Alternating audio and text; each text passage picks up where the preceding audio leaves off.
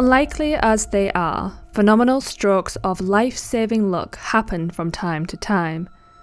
But when two different men on two different continents at two different points in an 81-year period to both repeatedly have the same massively unlikely luck, then things are a lot more interesting. I'm Gabrielle and this is TheEndReel, where I tell true ghost stories, folklore, myths, legends and strange cases that defy explanation. Real accounts retold for those of us who can't help but wonder what lingers after death and what's waiting just beyond what we understand. So wherever you're listening from, turn down the lights and let's begin. The earliest case occurred in Sydney, Australia in 1803 to a man named Joseph Samuels. A thoroughly disreputable character, Samuels had been born in England in 1780 and was sentenced to transportation to Australia after being arrested for robbery at the age of 15. Despite the climate and the wildlife, which were usually sufficient to keep the convicts in prison, he escaped with a gang of others who promptly reverted to old habits. On the night of the 25th of August, 1803, while stealing a desk containing a bag of gold and silver coins from a home of a wealthy woman, Mrs. Mary Breeze, the gang was confronted by a local policeman, Joseph Luker. What happened next isn't entirely clear, but it resulted in Joseph Luker's bloody and battered body being found the following day, the hilt of a cutlass still embedded in his skull and a bloodied wheelbarrow wheel nearby. He had suffered a total of 16 stab wounds to his head. He was the first police officer to be killed in the line of duty in Australia. When Samuels was arrested, some of the stolen coins were found in his pocket, which given the time and place was sufficient for him to be charged with Joseph Luker's murder.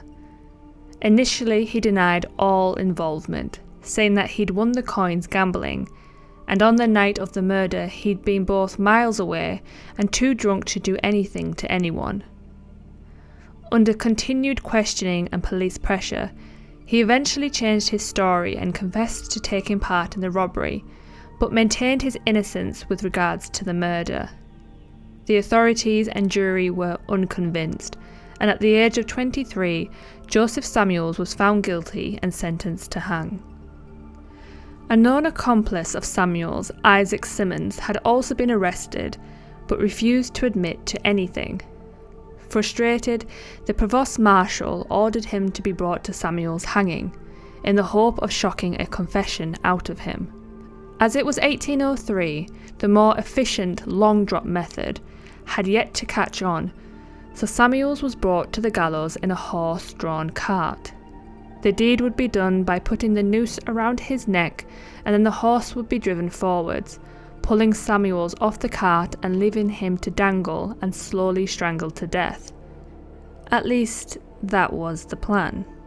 It being 1803 also meant that the execution was public, and a large crowd had gathered to watch.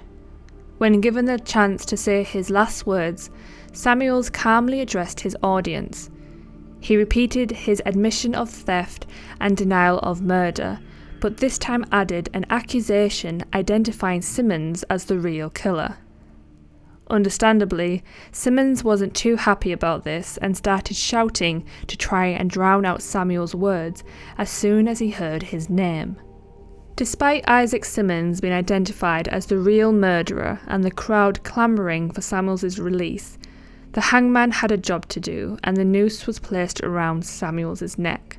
The crowd rushed forwards, and as they did so, a guard jabbed the horse who walked forwards, leaving Samuels hanging by his neck. But only for a brief moment before the rope broke, resulting in him dropping to the ground and spraining his ankle in the process. By now the crowd was in a dangerous mood, but Samuels had been sentenced to hang, and that was that. Guards surrounded him as a second rope was prepared, then he was put back into the cart, the new rope was put around his neck and the cart pulled away, leaving Samuels dangling for a second time. This time the rope slowly unravelled until his feet touched the ground and saved him from further strangulation.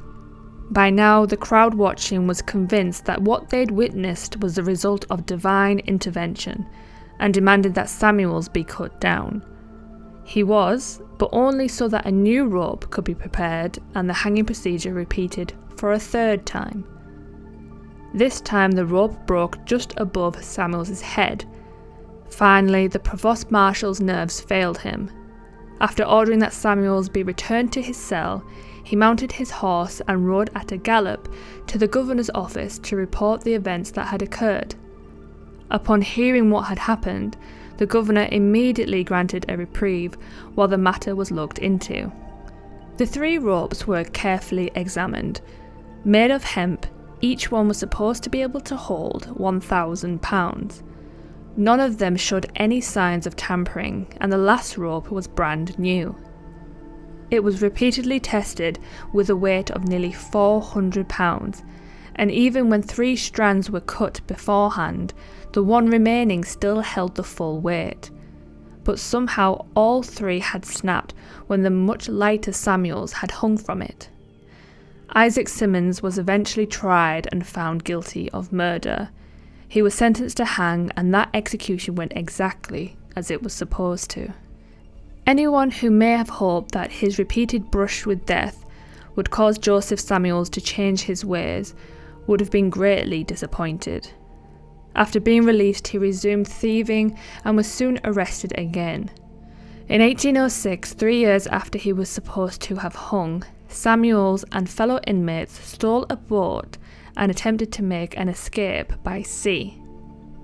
None of them were ever seen again, and it can be safely assumed that the whole lot of them drowned somewhere in the Tasman Sea. The second case occurred 81 years later in England. On the night of the 15th of November 1884, the body of Miss Emma Keyes, a well-to-do old lady who was a former maid of honour and friend of Queen Victoria, was found in the dining room of her home in Babbacombe, Devon.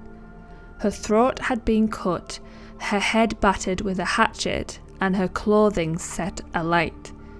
The body was discovered by Miss Keyes's cook, Elizabeth Harris, who claimed to have been woken up by the smoke filling her room.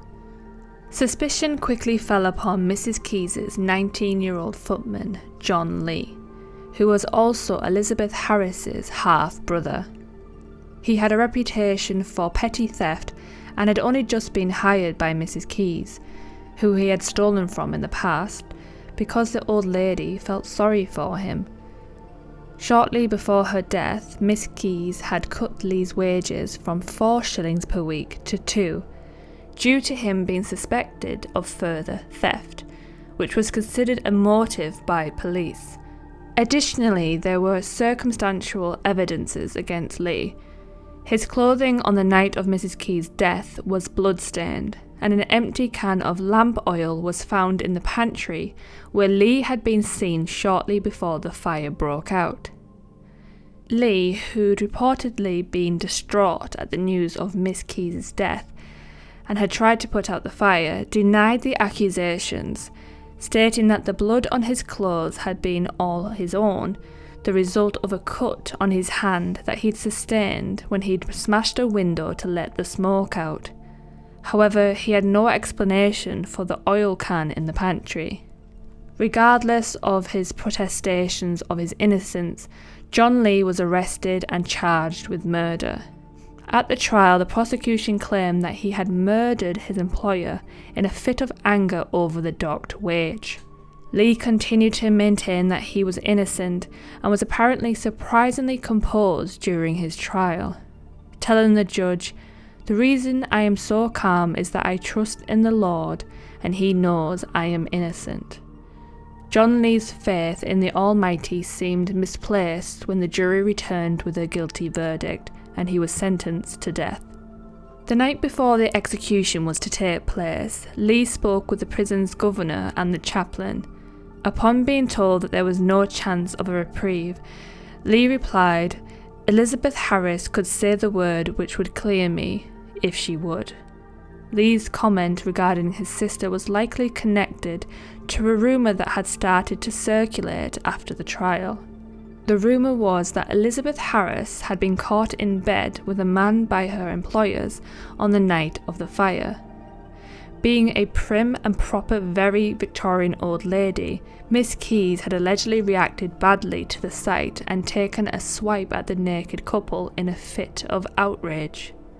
The rumour went on to claim that Elizabeth Harris had struck back with her fist in retaliation, but unfortunately, as Miss Keyes was quite frail, the blow had killed her.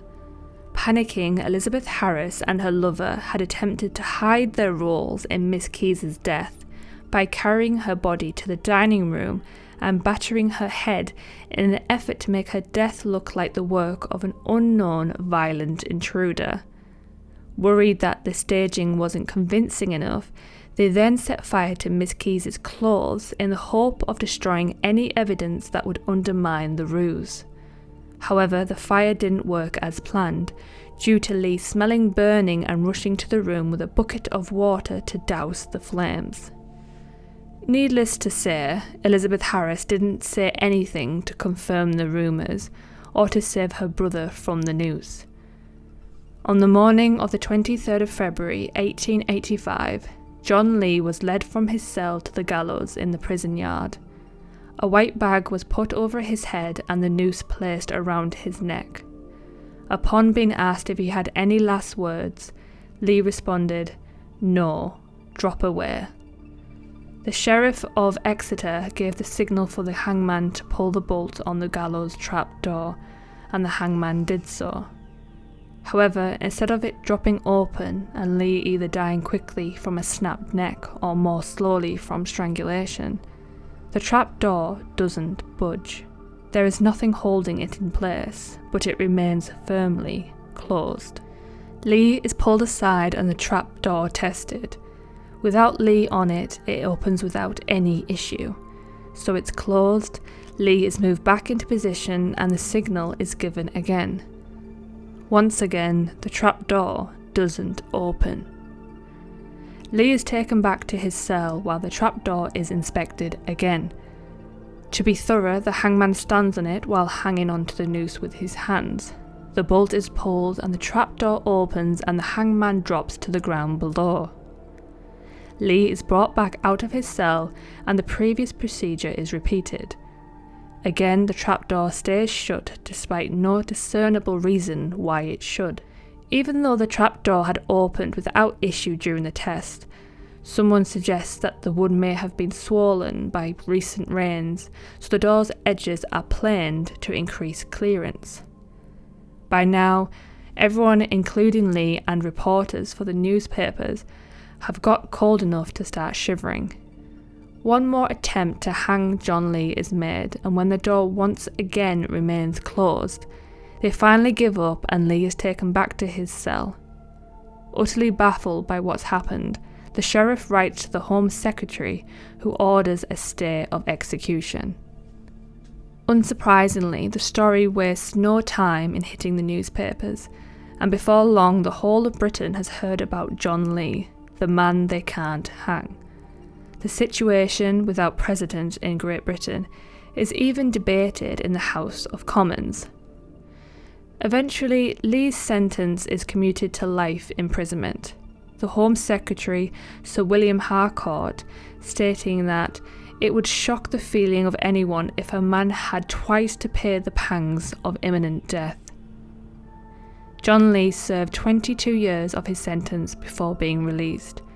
What he did with himself after his release is unclear, with different sources claiming different, often contradictory things. For years after he was released from prison in 1911, a play based on Lee's story, The Man They Could Not Hang, was written. No satisfactory explanation of the events of the 23rd of February 1885 was ever found. The official story, detailed in the Annual Register for 1885, was that the trapdoor had been swollen shut by rain. A more colourful and less blatantly fictitious explanation was given by a former convict, Frank Ross. Ross claimed that the gallows had been built by a highly skilled joiner who had in the past been sentenced to hang and then reprieved, and who had constructed the trap in such a way that it would be jammed by the weight of the chaplain standing next to the condemned man. There are, however, a number of problems with this explanation. The first being that nothing was discovered during those close examinations of the gallows following the failed hangings.